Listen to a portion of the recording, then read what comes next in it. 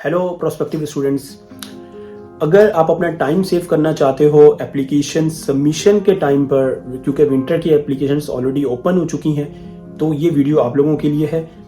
In case अगर आप लोगों ने अभी तक मेरी लास्ट वीडियो नहीं देखी जिसमें मैं ऑलरेडी डिस्कस कर चुका हूँ कि विंटर अपॉइंटमेंट्स कब ओपन होने वाली हैं, स्पेशली इस्लामाबाद के अंदर, और समर अपॉइंटमेंट जिनकी ऑलरेडी बुकड है उनको वीज़ा कॉल कब आने वाली है, तो ये लिंक मैं डिस्क्रिप्शन में ऐड कर देता हूँ। ये वीडियो आप जाके देखें। फर्दर आज की वीडियो में डिस्कस करने वाले हैं कि क्या क्या डॉक्यूमेंट्स आपको रिक्वायर्ड हैं और डॉक्यूमेंट्स की डिटेल डिस्कशन भी करेंगे कि किस तरह से आपको डॉक्यूमेंट्स तैयार करने हैं ताकि आप अपना टाइम सेव कर सको ड्यूरिंग एप्लीकेशन सबमिशन का। एंड तक लाजमी देखें, और अगर अभी तक आपने चैनल को सब्सक्राइब नहीं किया तो प्लीज़ चैनल को सब्सक्राइब करें, वीडियो को शेयर करें उन लोगों के साथ जो अपनी विंटर 2023 के लिए एप्लीकेशन सबमिट करने जा रहे हैं।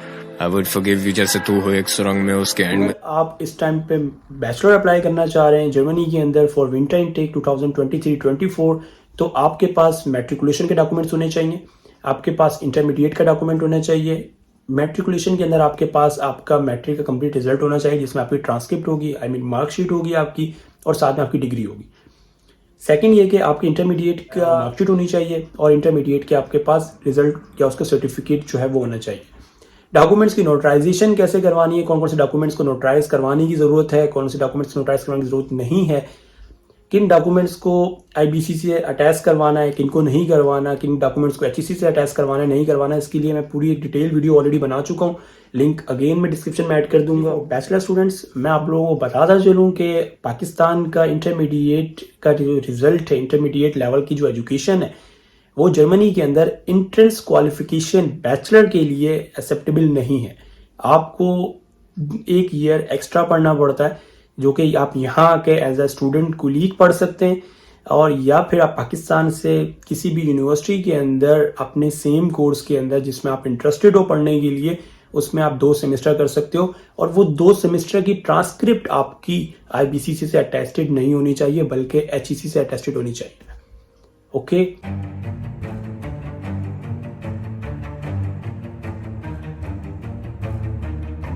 उन स्टूडेंट्स की बात करते हैं जिन्होंने पाकिस्तान से बैचलर कंप्लीट कर लिया है और अब जर्मनी के अंदर वो मास्टर अप्लाई कर रहे हैं, तो उनको अपने डॉक्यूमेंट्स में बैचलर की डिग्री चाहिए होगी और बैचलर की ट्रांसक्रिप्ट चाहिए होगी। उनको भी क्या क्या डॉक्यूमेंट्स नोटराइज करवाने हैं वो भी मैं डिस्कस ऑलरेडी कर चुका हूँ। नोटराइजेशन की कंप्लीट वीडियो है मेरे पास। उन स्टूडेंट्स की बात करते हैं जिन्होंने अभी तक अपना बैचलर कंप्लीट नहीं किया और अभी अपने लास्ट सेमेस्टर के अंदर हैं। वो अपने 7th सेमेस्टर तक की ट्रांसक्रिप्ट अनवेरीफाइड यूनिवर्सिटी से निकलवा के उसकी बिहाफ पे अप्लाई कर सकते हैं। और अगर आपको डिग्री रिसीव नहीं हुई, कुछ ऐसे स्टूडेंट जिन्होंने 8 सेमेस्टर अपने कंप्लीट कर लिए हैं लेकिन डिग्री नहीं रिसीव हुई, तो वो यूनिवर्सिटी से होप सर्टिफिकेट भी बनवा सकते हैं और अपने प्रोविजनल सर्टिफिकेट के ऊपर इंस्टेड ऑफ योर डिग्री आप अप्लाई कर सकते हैं। फर्दरमोर आपको एक सीवी तैयार करनी है। सीवी के लिए आपको स्पेशली, अगर आपकी सीवी एक प्रॉपर फॉर्मेट में नहीं है, तो मोस्ट ईजीएस्ट वे है कि आप यूरोपास पे अपना अकाउंट क्रिएट करें और यूरोपास के ऊपर अपनी सीवी तैयार करें। तो जो इंपॉर्टेंट डॉक्यूमेंट तैयार करना है वो है आपका पासपोर्ट, क्योंकि ड्यूरिंग एप्लीकेशन आपको बहुत सी यूनिवर्सिटीज के अंदर अपना पासपोर्ट भी अटैच करना होता है। इसके अलावा आप यूनिवर्सिटी से इंग्लिश प्रोफिशिएंसी सर्टिफिकेट भी निकलवा सकते हैं अगर आपने आइल्स नहीं दिया, और अगर आपने आइल्स दे दिया है तो आपका आइल्स का रिजल्ट अटैच्ड होगा। और अगर आप हमारे थ्रू अप्लाई करते हैं तो डेफिनेटली आप अपनी एप्लीकेशन इंग्लिश प्रोफिशिएंसी की बिहाफ पर भी हमें दे सकते हैं। हम उन पर वर्क करना स्टार्ट कर देंगे। जैसे आपका आइल्स का रिजल्ट आएगा तो हम फर्दर उसको फॉलो करते हुए उन यूनिवर्सिटीज को टारगेट करेंगे जहाँ पे आपके आइल्स के रिजल्ट को मैच करते हुए एक क्राइटेरिया बन रहा होगा। इसके अलावा आपको अपना लेटर ऑफ रिकमेंडेशंस बनवाने हैं। किसी भी 2 से 3 प्रोफेसर से आप बनवा सकते हैं। मोस्ट इफेक्टिव यही होगा कि जिन प्रोफेसर्स ने आपको पढ़ाया है और जिन कोर्सेज के अंदर आप इंटरेस्टेड हो, उन कोर्सेज को फॉलो अप करते हुए जो अपने बैचलर में कोर्सेज पढ़े हैं, आप उस प्रोफेसर से आप अपना लेटर ऑफ रिकमेंडेशन बना सकते हैं।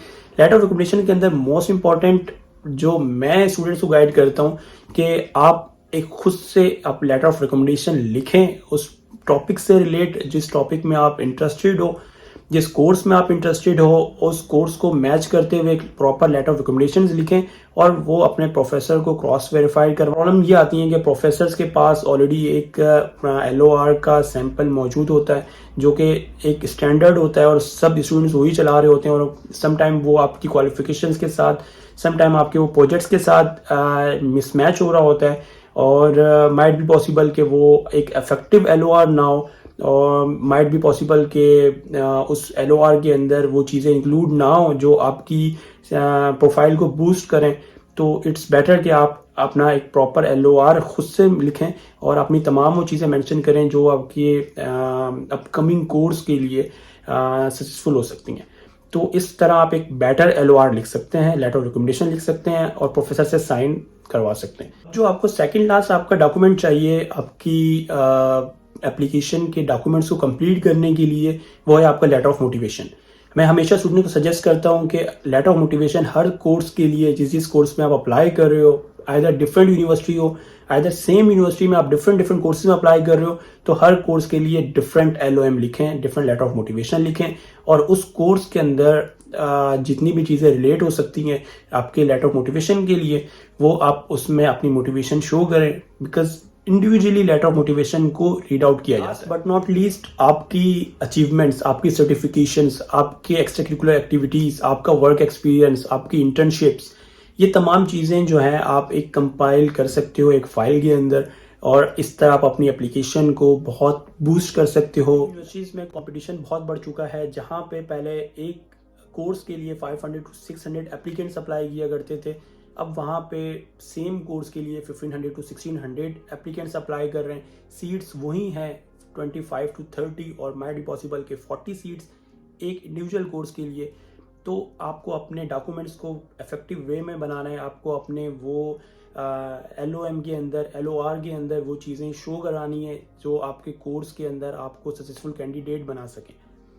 उम्मीद करता हूँ आपको ये तमाम चीज़ें समझ आई हों, कैसे इफेक्टिव वे में आपको अपने डॉक्यूमेंट्स बनाने हैं और किस तरह आप अपना एक टाइम सेव कर सकते हो। उम्मीद करता हूँ कि आपको मजीद किसी और वीडियो को देखने की ज़रूरत नहीं पड़ी। स्टूडेंट्स को मोटिवेट करता हूँ कि अपना केस खुद से हैंडल करें, खुद से अप्लाई करें। इससे बेनिफिट ये होगा कि स्टूडेंट्स को खुद आइडिया होगा कि क्या हर्डल्स उन्होंने फेस किए ड्यूरिंग एप्लीकेशन और क्या क्या उनका एक्सपीरियंस रहा है, वो किसी को बेहतर गाइड कर सकते हैं। भी जो स्टूडेंट्स इंटरेस्टेड हैं अपनी एप्लीकेशन हमारे थ्रू अप्लाई करने के लिए, अपना टाइम सेव करने के लिए, तो वो मुझे मेरे ईमेल पे कांटेक्ट कर सकते हैं या फिर वो मुझे इंस्टा पे डायरेक्टली मैसेज कर सकते हैं। मैं पर्सनली उनसे बात करूंगा और फिर हम उनका केस फॉलो। आपसे रिक्वेस्ट है, अगर आप चैनल पे न्यू हैं तो चैनल को सब्सक्राइब करें, वीडियो को शेयर करें दोस्तों के साथ, और ताकि तमाम स्टूडेंट्स एक प्रॉपर वे में अपने डॉक्यूमेंट्स तैयार कर सकें और अपना टाइम बचा सकें।